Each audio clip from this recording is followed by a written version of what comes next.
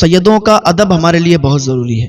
ارے بھائی ہم کیا چیز ہیں، ہماری اوقات کیا ہے کہ ہم کسی سید زادے کے سامنے بڑا بننے کی کوشش کریں۔ ارے بھائی حضور اعلیٰ حضرت رضی اللہ تعالیٰ عنہ پالکی پر سوار تھے اور اس پالکی کو وہ کچھ لوگ لے کے جا رہے تھے، تو آپ نے پہچان لیا کہ اس میں کوئی نہ کوئی سید زادہ ہے، کوئی نہ کوئی ضرور ہے۔ آپ نے پوچھا تو ایک شخص تھا جو کہ سید زادہ تھا۔ حضور اعلیٰ حضرت رضی اللہ تعالیٰ عنہ نے اس سید زادے کو اس پالکی پر بٹھایا اور خود اس پالکی کو کاندھا دیا، خود اس کو لے کر چلے۔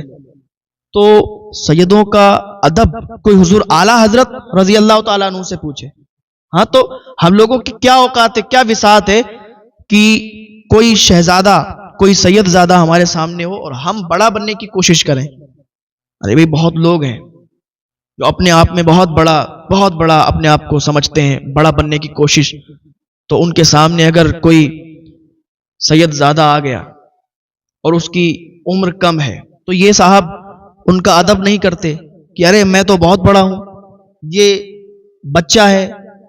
ارے یہ مت دیکھو کہ یہ بچہ ہے، یہ دیکھو کہ خاندان کیا ہے، یہ دیکھو کہ اس کا رتبہ کتنا بلند ہے، اس کا رتبہ کتنا اعلیٰ ہے، یہ نبی کی آل سے ہے، ایک سید زادہ ہے۔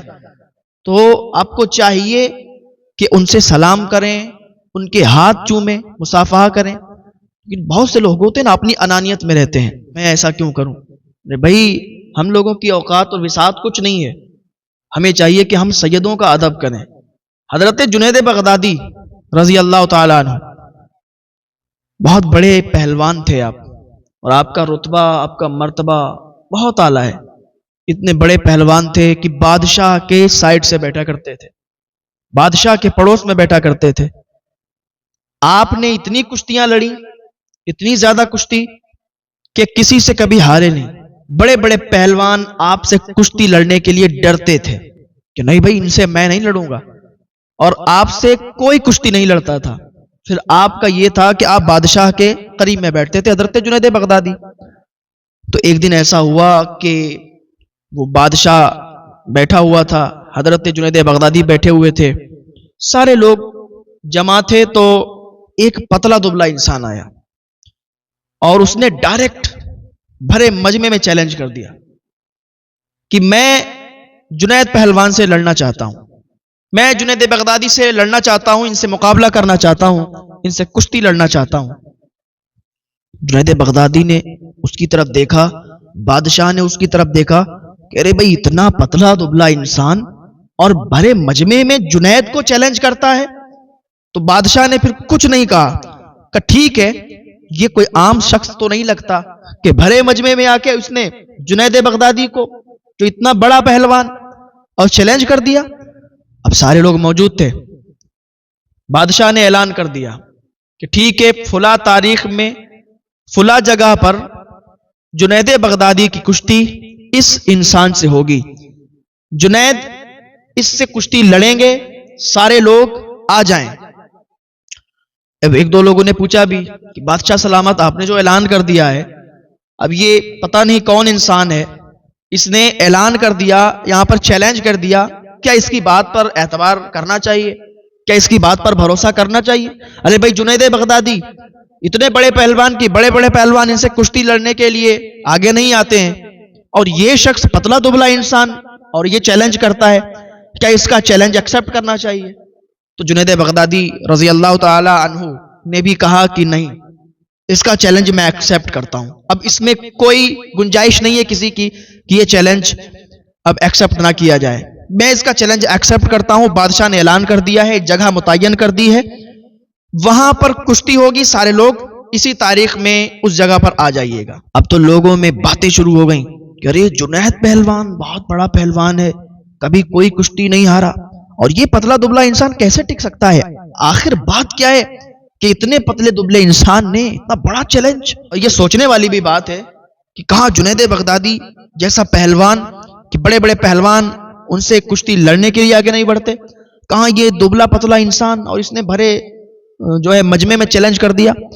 تو آپس میں باتیں چلتی رہی، حالانکہ وہ ٹائم، وہ وقت، وہ تاریخ بھی آ گئی، اور سارا کا سارا مجمع جمع ہونے لگا اسی جگہ پر۔ بادشاہ نے جہاں بتایا تھا نا کہ وہاں پر جنید کشتی لڑیں گے. اب لوگوں میں تجسس پیدا ہوا، آرزو پیدا ہوئی کہ جب لوگوں کو معلوم چلتا تھا کہ جنید پہلوان کی کشتی ہونے والی ہے ایک کمزور پہلوان سے، کمزور آدمی سے، کہ واقعی اس آدمی میں کچھ تو بات ہوگی جو اس نے اتنے بڑے پہلوان کو چیلنج کر دیا ہے. اتنا بڑا پہلوان اور بھرے مجمع میں اس نے چیلنج کیا ہے. بہت مجمع اکٹھا ہو گیا، سارے لوگ اکٹھے ہیں. بادشاہ بھی آ گیا، حضرت جنید بغدادی رضی اللہ تعالی عنہ بھی آ گئے. اب سارے لوگ موجود ہیں، کافی دیر انتظار دیکھ رہے ہیں کہ وہ انسان اس کو جس نے چیلنج دیا تھا اس کو بتایا گیا تھا کہ یہاں پر آ جائے، لیکن اب تو کافی ٹائم ہو گیا وہ آیا نہیں. تو لوگ آپس میں باتیں کرنے لگے کہ ارے کس کی بات مان لی بادشاہ نے. زور آدمی اور بھرے مجمع میں اگر ایسا کہہ دیتا ہے تو بادشاہ کو بھی سوچنا چاہیے. جنید جیسے پہلوان سے اس کی کشتی کروا دی. اب بادشاہ بھی خاموش بیٹھا ہوا ہے، لوگ آپس میں باتیں کر رہے ہیں. کوئی ادھر سے کہہ رہا ہے کہ نہیں وہ پہلوان نہیں آئے گا، وہ کمزور انسان نہیں آئے گا. جنید جیسا پہلوان، اس سے کون لڑ سکتا ہے؟ اس سے کون آ کے کشتی لڑے گا؟ کون اپنی ہڈی پسلی توڑوائے گا جو جنید جیسے پہلوان سے لڑے گا؟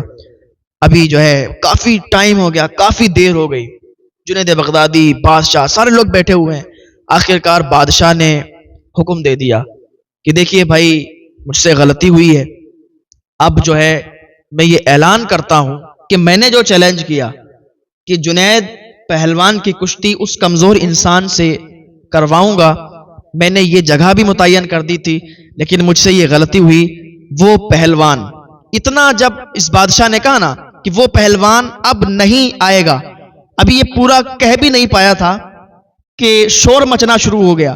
کہہ رہے دیکھو دیکھو وہ دیکھو کمزور انسان جس نے چیلنج کیا تھا وہ آ رہا ہے.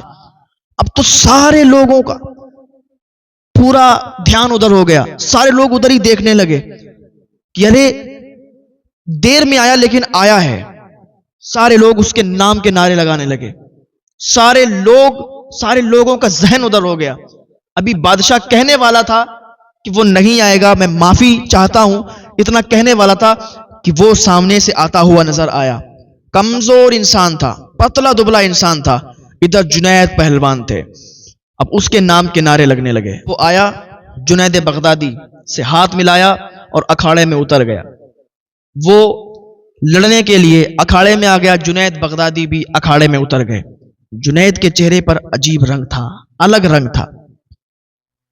پہلے جب کشتی ہوتی تھی، پہلے جب کشتی لڑتے تھے تو جنید کا انداز ایسا نہیں ہوتا تھا، لیکن آج جو کشتی اس پہلوان سے لڑ رہے ہیں، اس کمزور انسان سے لڑ رہے ہیں، آج ان کے چہرے کا رنگ اڑا ہوا ہے، آج ان کا انداز بدلا بدلا لگ رہا ہے.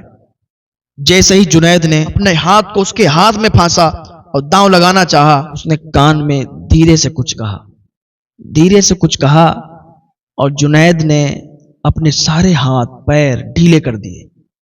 اس کہنے والے نے کہا تھا کہ جنید میں کوئی پہلوان نہیں، میں کوئی بڑا پہلوان نہیں کہ میں تجھ سے کشتی لڑ لوں، لیکن یاد رکھ میں نبی کی آل سے ہوں، نبی کا شہزادہ ہوں، ایک سید زادہ ہوں، اور سیدانی گھر میں بھوکی بیٹھی ہوئی ہیں، ہمارے بچے گھر میں بھوکے بیٹھے ہیں، ہم کسی سے خیرات بھی نہیں لے سکتے، کسی کے سامنے ہاتھ بھی نہیں پھیلا سکتے، اس لیے تمہارے پاس آئے تھے کہ تم ہمارے درد کو سمجھو گے.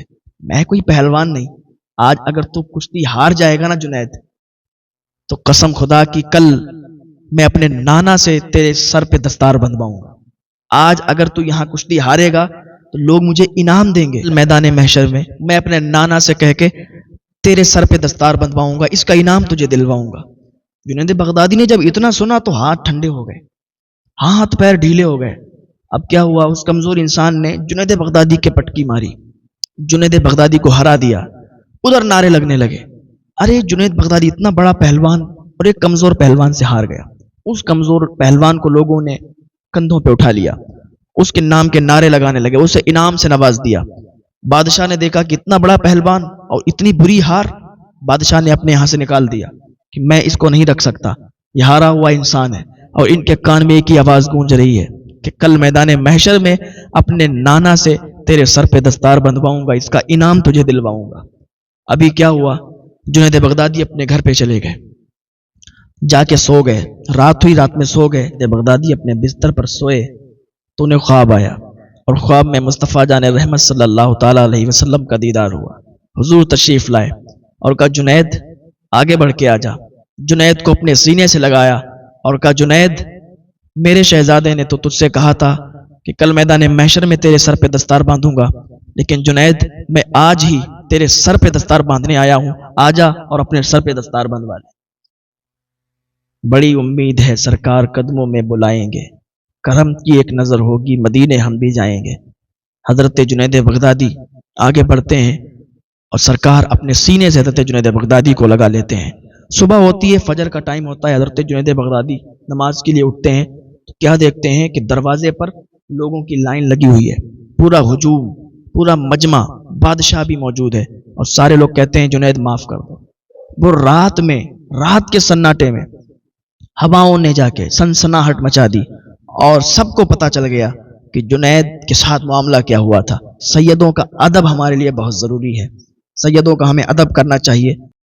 السلام علیکم ناظرین، اسی طرح کے اسلامک ویڈیو دیکھنے اور سننے کے لیے ہمارے چینل کو سبسکرائب کریں۔